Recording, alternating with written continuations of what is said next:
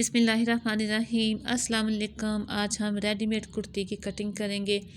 Video में मेरे साथ रहना है और बिचों ही छड़ के नहीं भजना इसलिए कह रही हूँ कि कोई भी आपने स्टेप मिस नहीं करना ताकि आपको अच्छी तरह से समझ आ जाए, ठीक है ना। अब देखें, मेजरमेंट करने के बाद जो भी आपकी कुर्ती की लेंथ है वो लेने के बाद आपने प्रेस करने हैं दोनों पल्लों को और लंबाई रुख में उसको प्रेस करके तो इस तरह से बिछा लेना है। बंद साइड जो है वो अपनी तरफ रखनी है, मेरी तरफ है, और खुली साइड बाहर की तरफ है। इसके बाद जो है तिरे की 7.5 इंच पे मैं मार्क कर रही हूँ। तिरे का मार्क करने के बाद कंधा 8 इंच पे करूँगी। ये आपने इस तरह से एक लाइन खींच लेनी है। इसके बाद आपने यहाँ से इसका हाफ करके ना, जो हमने कंधे की लाइन लगाई होती है वहाँ से आपने इस तरह से गुलाई दे देनी है। चौक जितों मर्जी ले लो, कसा कसा के लगाना पड़ता है, क्या करें चौक का। अच्छा जी, अब गुलाई करने के बाद ऊपर से 1 इंच डाउन करना है और 3 इंच जो नेक की विड्थ होती है 3 इंच या 3.5 इंच, उसको आपने छोड़ के ये मार्क करना है यहाँ पे निशान लगा के। फिर जो 1 इंच डाउन किया था उसकी इस तरह से आपने एक तिरछी लाइन लगा लेनी है।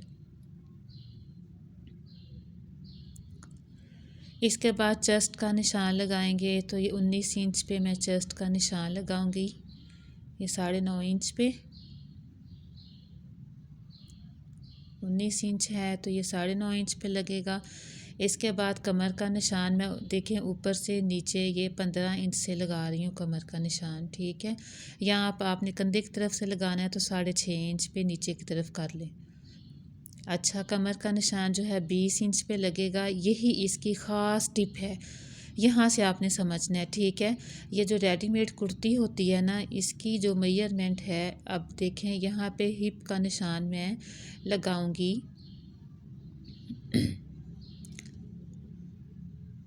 21 इंच पे, ठीक है। 21 इंच पे चेस्ट लगाया निशान 19 इंच पे और कमर 20 इंच पे और हिप का निशान लगाया 21 इंच पे।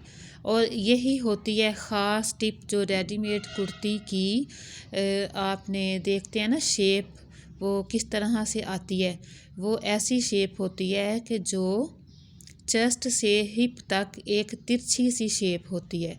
वो इसलिए होती है कि जो चेस्ट है उसका माप कमर का माप चेस्ट से 1 इंच ज़्यादा होता है और हिप का जो माप है वो चेस्ट से वो कमर से 1 इंच ज़्यादा होता है, ठीक है।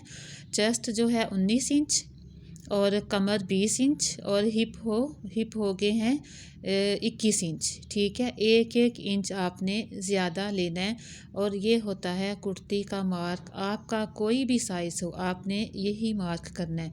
इसके बाद आपने सिलाई का मार्जिन छोड़ के फिर कटिंग करना है। ये थोड़ा सा बाहर कपड़ा था, इस वजह से मैंने बाहर मार्क नहीं किया, नहीं तो आपने बाहर की तरफ 1.5 इंच का निशान लगा के तो फिर बाहर की तरफ से कटिंग करनी है।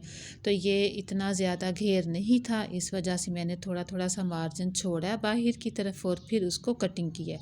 जो निशान लगाए थे वो सिलाई के निशान लगाए थे, ठीक है। अब ये हम भूल गए थे डीप कटिंग करना, तो इसको हम कर लेते हैं एंड पे।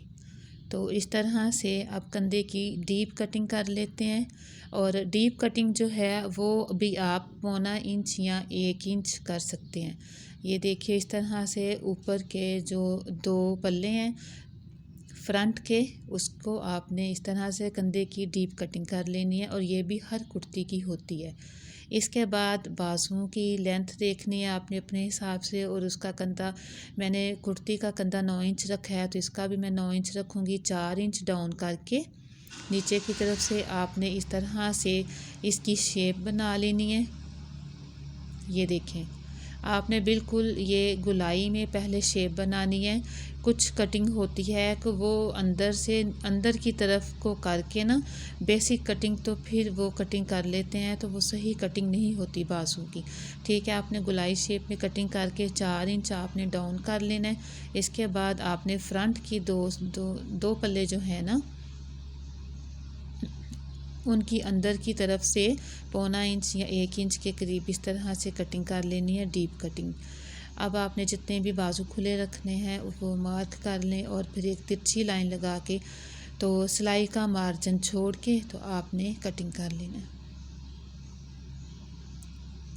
अब ये मार्जिन मैंने बीच में ही रखा था, तो इसलिए जो है यहाँ पे जो हमने निशान लगाया वो हम कटिंग कर लेंगे। अच्छा जी, ये है फाइनल लुक इस कुर्ती की। ये देखिए मैंने लगाया है अंदर की तरफ पल्टा और इस तरह से ये कुर्ती हमारी तैयार हो गई। Thank you.